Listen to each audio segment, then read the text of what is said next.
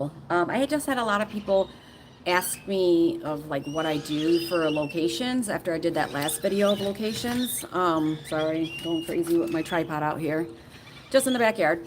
Anyway, like it's a lot of different things. So first for parking, I wrote like a lot of notes down. Always look for parking on location. So of course, that's what you look for. You're in a business, you're in a residential area, ask the location manager or whoever your location contact is about parking on location. If there's not a lot of parking, not a lot of places available, I always search for churches nearby. A lot of churches will just take a donation. A lot of churches' lots are just completely open. Sometimes they have like a grass lot, a dirt lot that they will let you basically park for free.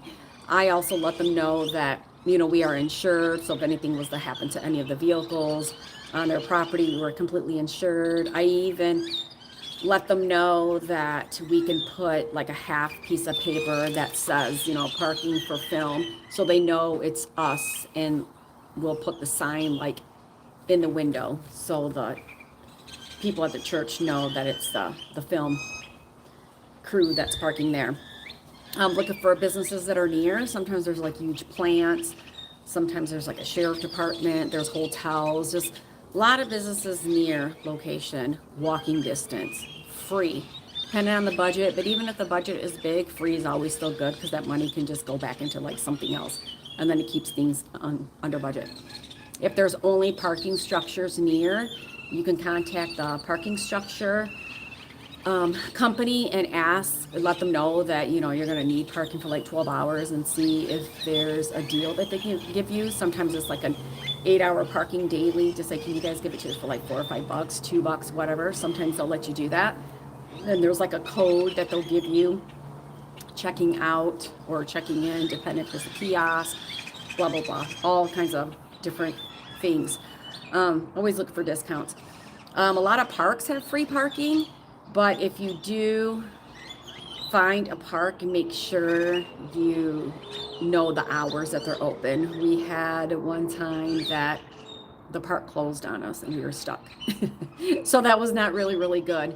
And then we couldn't find the people to unlock the door or unlock the gate, la, la, la. So more information is really, really good. It's always best. What you're trying to do when you have like a low budget or even just trying to save on money is just trying to find places where it's free, first off, and close that people can just walk to set. Because when you have a shuttle going back and forth, that's a production assistant or 2 production assistants driving everybody back and forth, and that's also a lot of time. So if the crew can't just get there and get to breakfast within 5 minutes, and it's like 15-20 minute drive and PAs are going back and forth, that time is money. So that's that. We had one instant, we were at a beach, a very nice beach, narrow roads, not a lot of businesses, and the closest place was a grocery store. It was probably 1.5 miles away. And that 1.5 miles away would have been like 10 to 15 minute drive because you could only go 25 miles an hour. So I called businesses on the streets. I called like a surf shop. I called like a seafood restaurant. I called the tiny little hotels. And I literally just asked, can we have 2, 3, or 4 spots? Now I did look at the businesses beforehand. Like the surf shop only had like 6 parking spots. So I asked if I can have 2 parking spots. The hotel, I asked if I can have 4. I got all yeses. And this location was probably 0.2 to 0.3 miles away from all these parking spots. So everybody could walk.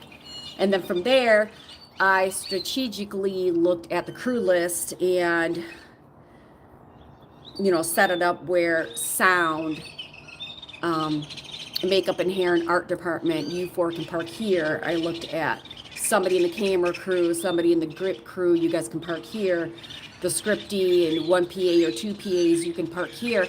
And then from, like, this house was really, really big, but we couldn't park in the driveway. So, the neighbors have to know that you're filming. So again, you can ask the neighbors, can we have 1 or 2 vehicles park here? And I'm not talking about the grip truck or the camera truck. I'm talking about the director's vehicle or like the producer's vehicle and a production assistant's vehicle.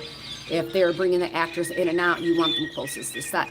So when you talk to neighbors and you have 2, 3, or 4 houses that are letting you park 1 or 2 cars there, you have 6 to 8 more vehicles that can come closer. And then when I did have that happen successfully in another film, when I called all the businesses and talked to all the neighbors, then I was able to just have sound park closer, and I was able to have like the makeup and wardrobe park closer and things like that, so all their equipment was there. So that's really it on the parking lot. Ask, of course, on location, churches, businesses. Now when you have your camera truck and your grip truck, sometimes they're really big trucks, and they call it where can they puke and go park elsewhere. You always want to have those trucks nearby. So any business or any residents, you want to see if there's residential, if they can park on the street, and you can talk to the police enforcement, law enforcement of the city, and get permission that they can park somewhere like on the street so they're near. Businesses as well, sometimes you can cone it off and you can get permission from the law enforcement, police, and all of them as well, and they can cone it off for you. But always ask for permission, always ask for discounts, always tell them the truth that you have insurance, and always go for free. Guess that's really it. Parking, churches, businesses, hotels that are near. Another thing with the hotels that are near, if there's a hotel that's near and they're letting you park there, you know, when you're talking to the locations, even if it's like a big grocery store, you ask them where it's less busy. You want to park further away from where the customers are entering and things like that. When it comes to like the hotels, is there Wi-Fi? Can you have like a producers or somebody in production? Can they work in the business office or like in the little cafeteria area? So always look for things like that.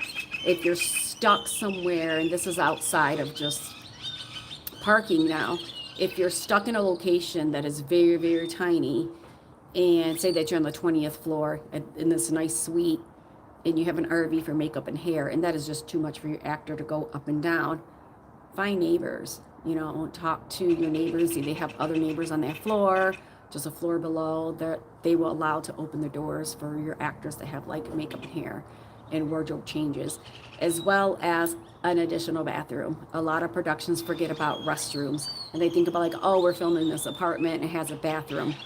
Well, the actors need to change. Sometimes there's not even 2 bedrooms for them to change. You don't want the crew and the actors using the same restroom, so you got to really, really think about, not even if it's public restrooms on the first floor, second floor, or whatever, think about the restrooms and asking other neighbors, is it okay if we also use your restroom for the crew? Yada, yada. So this is my first live feed. Not looking at comments, not looking at anything, whatever, but that's it. So look forward to seeing you guys again. Any questions, any comments, or anything like that, just reach out to me in the comments. You guys can email me, Virginia Bryant LLC at gmail.com. If there's anything that you guys want to hear me talk about, just email me there, Virginia Bryant LLC at gmail.com. Thanks for tuning in, you guys.